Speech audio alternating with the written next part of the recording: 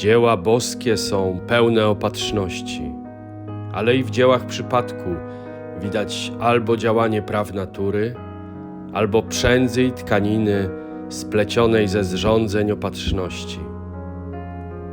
Marek Aureliusz zapisał te słowa w rozmyślaniach do siebie samego, przebywając na ziemiach Kwadów nad Granem. To w trakcie tej kampanii, latem 172 lub 3 roku, miał się zdarzyć cud deszczu. Mówi się, że sukces ma wielu ojców. W tym przypadku raczej wielu bogów. Zresztą sami ocencie. Przeszłość monety. Marek Aureliusz. Cud deszczu. Od lat zbieram monety antyczne. W każdej z nich zaklęta jest opowieść o władcach, bogach i minionych czasach. Na tym kanale dzielę się moją kolekcją i historiami wybitymi w metalu.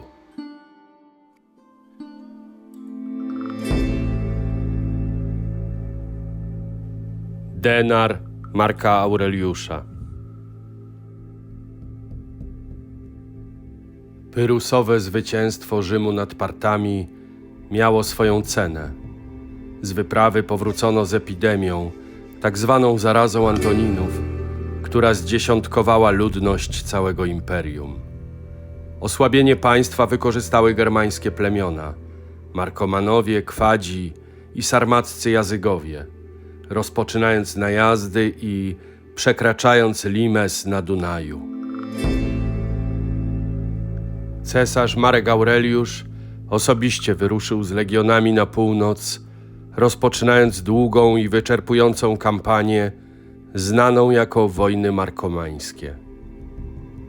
Cassius Dion relacjonuje: po wielu ciężkich zmaganiach i niebezpieczeństwach Marek ujarzmił Markomanów i Jazygów. Przyszła też ogromna wojna z ludem zwanym Kwadami. Ci rozzłościli cesarza nie tylko odmową wydania rzymskich jeńców, ale także samowolnym osadzeniem na tronie, bez zgody Rzymu, króla Ariogaezusa. Aureliusz uznał to za zniewagę i wyznaczył nagrodę: 1000 sztuk złota za jego pojmanie żywcem i 500 za jego głowę.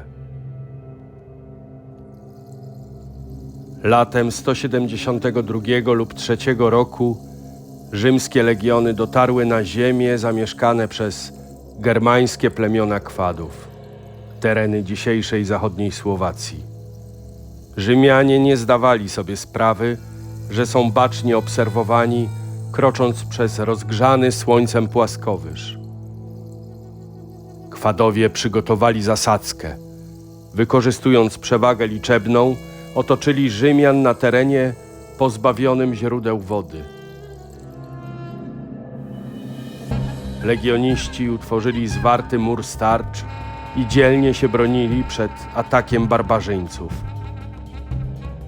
Kwadowie zaprzestali wtedy walki, rozstawili szczelne straże wokół Rzymian i czekali, aż tamci stracą siły wskutek palącego słońca i pragnienia. Dion dramatycznie relacjonuje sytuację Rzymian. Zmęczeni, ranni, stali w szyku, spaleni słońcem i spragnieni. Nie potrafili ani walczyć, ani się wycofać. Dalej w historii rzymskiej Diona czytamy: egipski mag Amufis, będący towarzyszem Marka, przywołał różne bóstwa, a w szczególności Merkurego, boga powietrza, przy pomocy zaklęć. Wtedy niebo nad równiną zakryły ciemne chmury. A może było zgoła inaczej?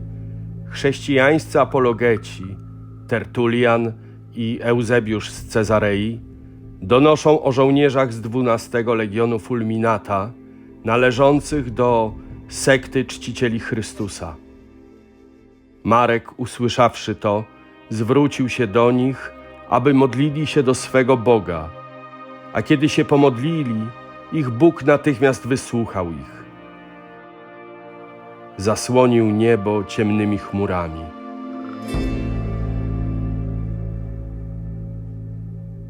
A może rację ma autor Historia Augusta? Tam czytamy, że to sam Marek Aureliusz swoimi modlitwami wybłagał bogów. Być może Merkurego albo i samego Jowisza Pluviusa. Wtedy niebo nad równiną zakryły ciemne chmury. Czy stało się to za sprawą bogów, czy też przez przypadek? Z nieba lunął deszcz. Spragnieni legioniści odwrócili twarze ku górze i łapali wodę ustami. Potem niektórzy wystawiali tarcze, inni hełmy, by ją zbierać. I nie tylko łapczywie pili sami, ale też dawali pić swoim koniom. Do ataku ruszyli kwadowie. I wtedy zdarzył się kolejny cud. Rozległy się grzmoty, a pioruny uderzyły w szeregi barbarzyńców. Można było zobaczyć, jak spadają równocześnie woda i ogień z nieba, tak że Rzymianie byli oblewani i pili, a ogień ich nie dotykał. Barbarzyńcy natomiast ginęli od ognia i ranili się sami, by ugasić ogień własną krwią. Klęska kwadów była całkowita. Marek Aureliusz narzucił traktat zobowiązujący kwadów do zachowania neutralności i nienaruszania granic. Legioniści mieli pozdrowić po bitwie cesarza tytułem imperatora po raz 7. Pojmanemu królowi kwadów, Ariogaezusowi, Marek Aureliusz okazał miłosierdzie, darując mu życie i jedynie zsyłając go do Aleksandrii. Pamiątką cudu deszczu, prócz relacji historyków, jest relief na kolumnie Marka Aureliusza w Rzymie, przedstawiający Boga deszczu. A czy my mamy dać temu wiarę? Marek napisał w rozmyślaniach: sprawy świata są okryte jakąś taką tajemniczością, że filozofom, i to nie małym, ani pierwszym lepszym, wydają się zupełnie nie do pojęcia, a nawet samym stoikom wydają się trudne do pojęcia.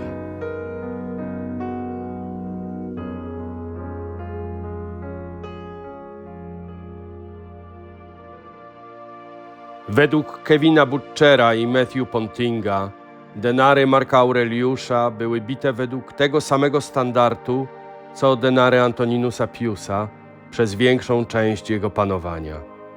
Nie ma żadnych oznak drastycznej degradacji stopu.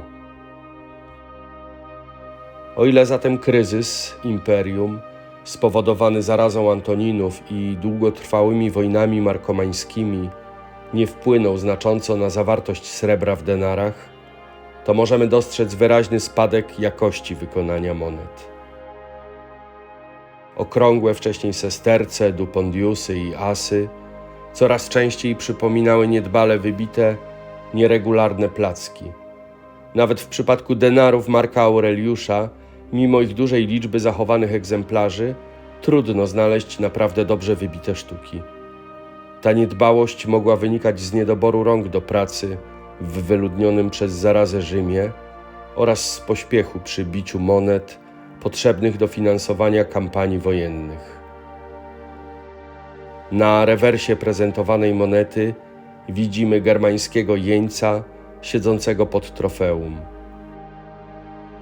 Trofeum, zwane przez Greków tropajonem, było pomnikiem zwycięstwa wznoszonym na polu bitwy, początkowo przez Greków, później również przez Rzymian, i stanowiło popularny motyw w ikonografii monetarnej.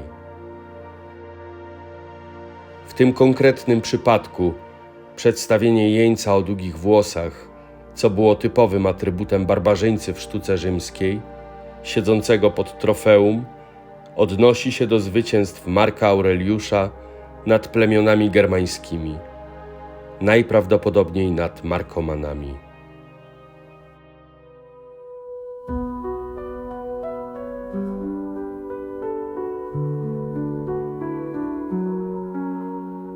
Echoes rise from the hollowed halls, shadows dance on the ancient walls. Through silent prayer the whispers flow, a river of light where spirits go.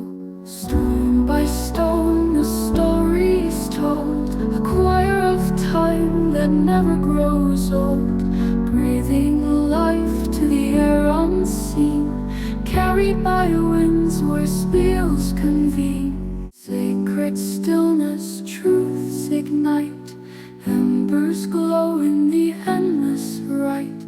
Stepping into the sacred streams, lost in a sea of ancient dreams. Moonlight guides the unseen choir, kindling souls with subtle fire. Between each breath a hymn resides, a pulsing tide where eternity